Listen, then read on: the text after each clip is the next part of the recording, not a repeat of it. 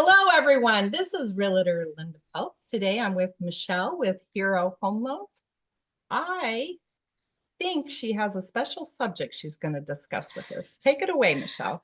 Yeah, hi Linda, and hi everybody. Always great to talk to you. I was thinking today, we have, as all of you know, this is an election year, and that brings a lot of different things. And I have heard from a lot of consumers saying, "Oh, I better wait to buy a house because I don't know what's going to happen with the election, and that might change everything." So I just wanted to pull up a graph that I found. That kind of shows the let's see. That's a Sorry. really good topic because I have a lot of buyers out looking right now, and that question has come up, and I keep, kind of mentioning to them, no, it's actually a really good time because you'll be ready to go by the time the election hits. And typically, what happens? The house prices go up. Mm-hmm.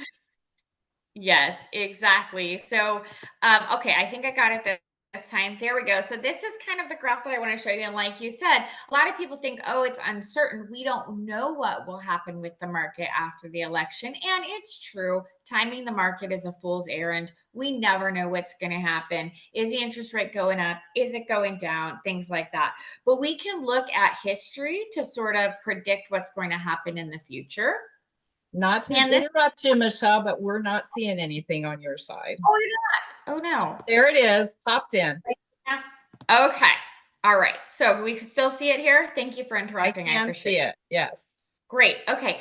So we can see here that home sales went up after 9 of the last 11 presidential elections. So typically we see that November is just a slow month when it comes to home sales, but that doesn't really have anything to do with home prices. But we can see that after 9 of the last 11 elections, the next year was a higher year for home sales. So it's just, that's the trend. There were only 2 years in history after elections that, or I should say in recent history after elections, that the home sales went down.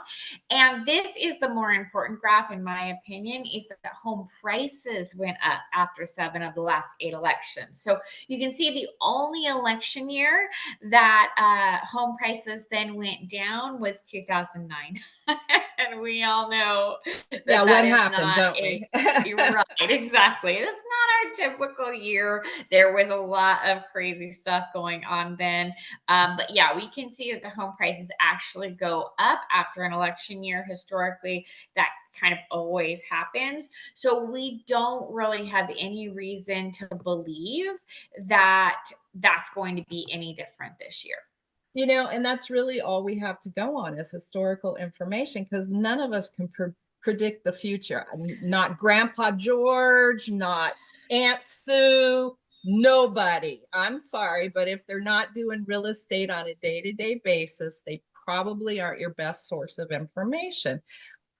The professionals, as in Michelle with, Hero Loan Team, has done all the research on all these, historical items that occur in our world, and that's what we have to deal with. So Yeah, exactly. And it's the same with like interest rates. People think, "Oh, well the interest rates are staying the same and once the president changes then or stays the same whatever, then the interest rates are going to change." And unfortunately, that's not really what the interest rates are based on. Unfortunately, it's based on inflation. And inflation is down from when they started raising the interest rates, but it's still not where they want it to be. So they're not going to lower the interest rates until the inflation is where they want it to be. And still, even then, they're probably going to want it to sit for a little while before those rates start coming down. So, the question always is, should I wait for this? Should I wait for that? Should I wait for the president? Should I wait for the election? The answer, it doesn't matter what comes after should I wait for, the answer is always no. yes, It's just no. do it And then once we get there, and if it is better, refinance it, whatever it takes, but have it in place right now, because you don't want to pay the higher prices for the home. You don't want to pay the higher interest rate. We don't know necessarily what's going to happen. So, get it now. And if it does happen to lower, hey, you can just refinance the loan with the lower interest rate, but you didn't have to pay the higher sales price of the home, which is, typically what happens. So Right, and that's the biggest thing is like if I'm waiting for the market to crash, if I'm waiting for the house prices to be lower, then like if that were reasonable, it would make sense. Yeah, I should buy a house at a cheaper price if I can. But the truth of the matter is that they're not going down. There's supply and demand, which is basically the main driver of the house prices. And unfortunately, during COVID, we weren't really building. There weren't lumber supplies, there weren't people working, and we were already in a bit of a home crisis. And now we're even more so. I mean, they are doing building, there's a lot of new construction, but it's still not really touching what we need. So the truth of the they're matter is, building at higher prices. The cost of exactly. everything has went up. I mean, they have Mhm. to pass on that cost. The transportation is still kind of a little bit of a mess. So we're not getting the Right, supplies regularly like we should. So right. all that comes into play. Right, exactly. So a realistic idea of saying I'll wait until house prices are lower just puts you more and more of a position where you may get priced out of the market. So the truth is if I can't afford to get into the housing market, even if that's into a condo or it's into a townhome and it may not be my dream home, it's really important to just get into the market as soon as I can and then let that build up as house prices go up. So does the value of my home. I pay my mortgage. Down goes the value of my loan, and next thing you know, I have more equity in my house than I owe, and now I have more of a down payment for my next house. And so the election doesn't change that. And I think that's the takeaway here is that it doesn't matter who's the commander in chief when it comes to house prices. They're just going to do what they're going to do because it doesn't matter one way or the other. We They need are not houses. personally looking for these potential buyers and saying, "Oh, Mr. Smith, they need that interest rate to go down. Let's lower it for him." They're not doing that. Right. We Yeah. are just one of many, and they're looking at the whole country, not necessarily an individual. So they're That's true. And right now, even there are programs available for people who are saying, well, I don't have quite, 3.5% down, or I do have 3.5% down, but I can't cover quite all of my closing costs, or whatever the case may be. And you may think, well, I just have to keep saving. I have to wait till I get a raise. I have to do all these other things. And the truth of the matter is, there are programs available that can help you. You may need less than what you think you need. You may qualify for more than what you think you qualify for, all of those things. So it's just best to talk to a loan officer, talk to Linda. She can get you in touch with us or someone else that she definitely. trusts. And we can help you figure out, first of all, what's your budget? Do you qualify right now? If you don't qualify right now for whatever reason, maybe you've had some credit hiccups in the past, or um, maybe you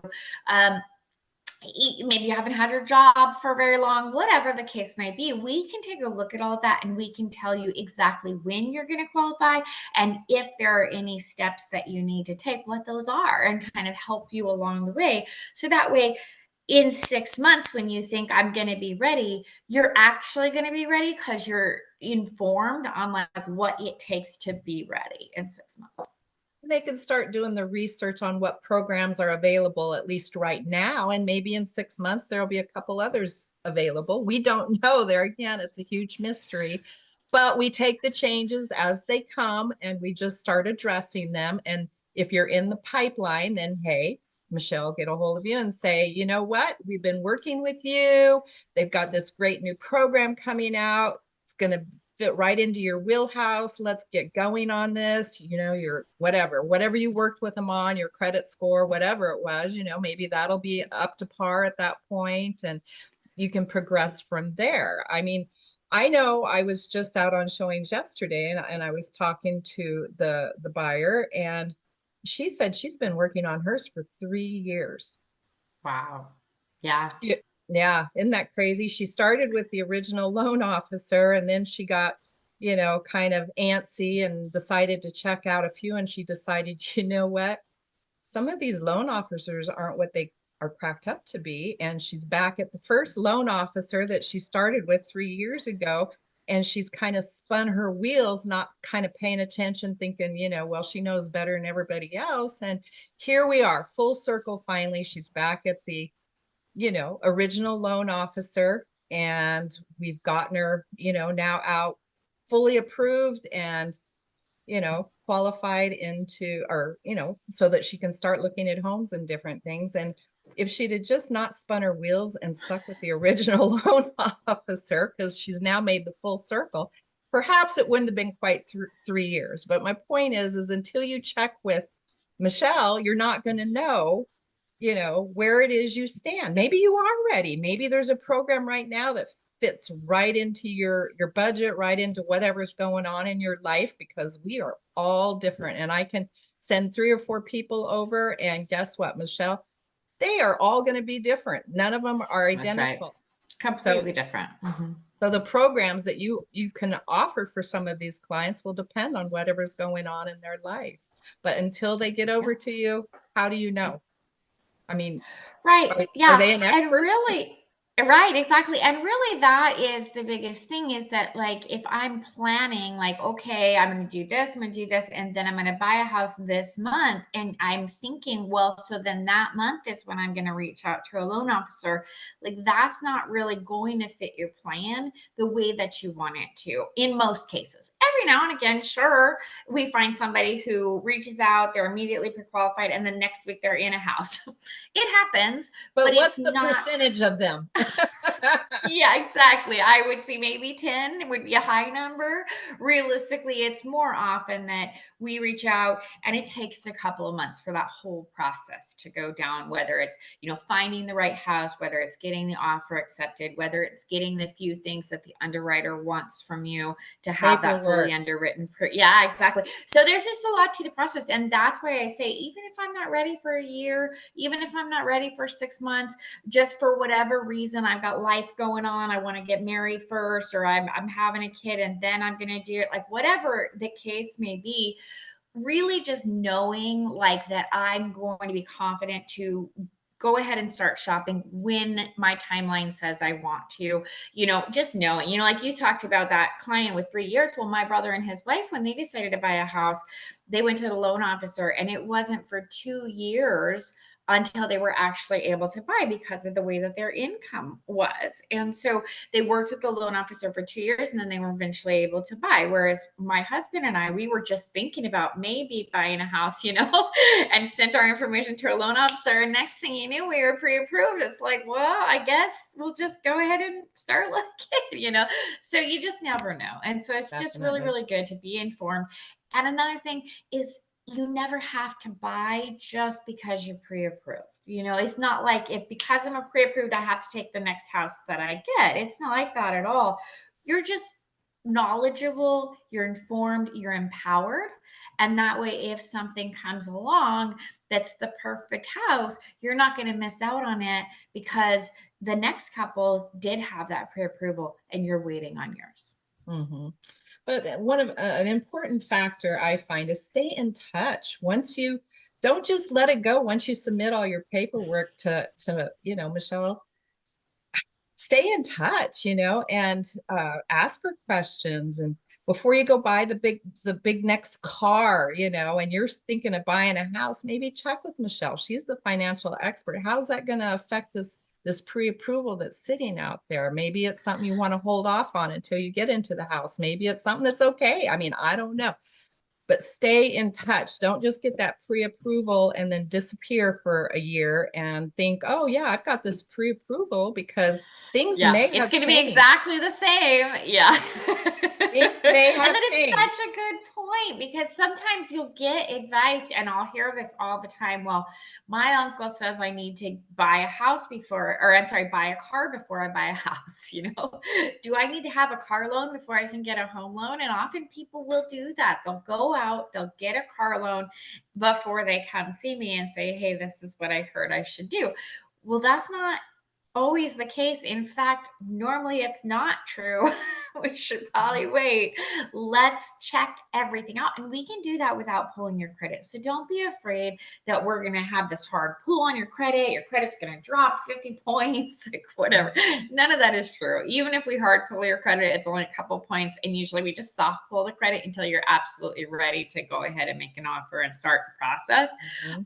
But it's like when we're doing that process, it just makes sure that we see the whole picture. So you're not guessing, oh, I need to buy a car. Oh, I need to pay off all these credit cards. Oh, I need to, like, whatever it is that you think might help your situation. And we can go in and say, actually, don't do that. Don't put that $15,000 towards your credit card. Keep that $15,000 towards your home, or whatever it is. So Whatever's going a on in lot of their times, life at that time that fits whatever right, it is they want to do. I mean, we can't right, speak as, oh, this is 100% true, because everybody's situation is different.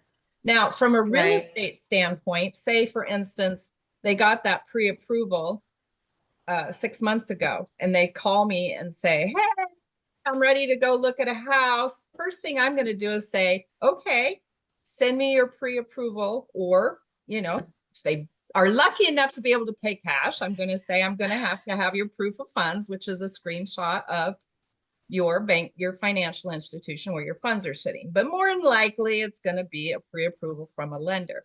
I get that pre-approval and I see that it's 6 months old. Guess what I'm going to have to do? I'm going to be reaching out to the lender and saying, okay, I need an updated pre-approval. Now, if you haven't stayed in touch with that lender and you've sent me a 6-month-old pre-approval, and the lender goes, well, hey, I haven't heard from them for 6 months.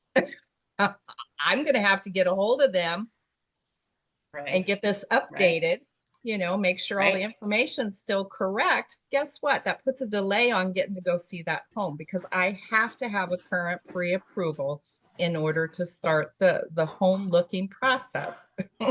It's just from the real estate standpoint, it is a little different than the lender. I'm still going to stay on top of you and say, hey, have you been in contact? This is 6 months old. I need an updated one. I need one today. Not from an online lender, because those are way different. They're just pre-qualifications. That means, hey, you submitted some information. Nothing's been verified. I need the That's right. actual You've put in pre. whatever information you want. You've guessed what your annual income is, like all these different types of things. And you're right. That's the thing. It's like going to us, getting all your questions answered. Maybe 6 months down the line, you decide I'm ready to start looking. We'll just need to verify that everything is the same.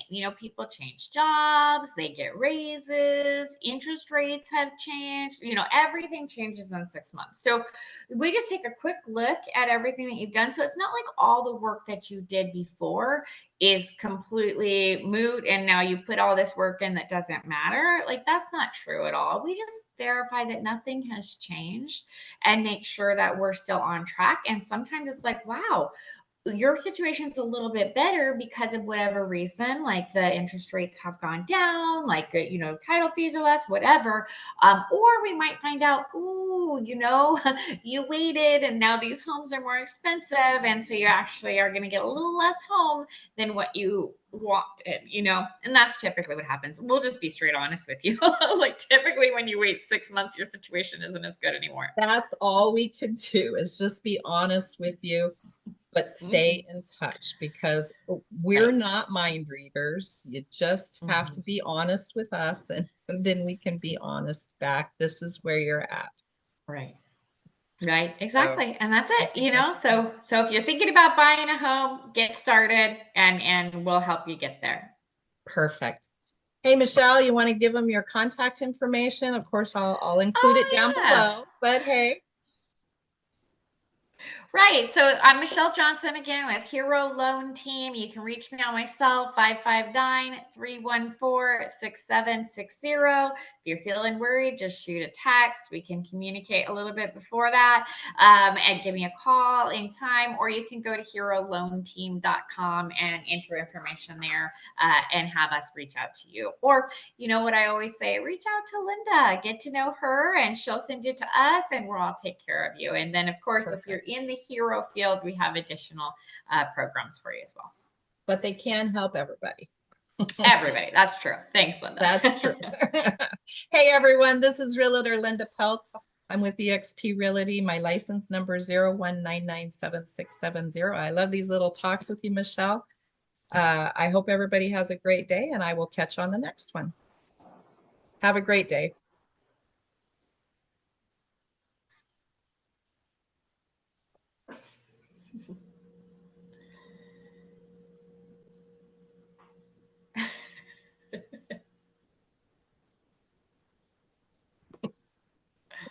All right, everybody, I'm putting my glasses on so I can see. You can always edit out the last couple minutes.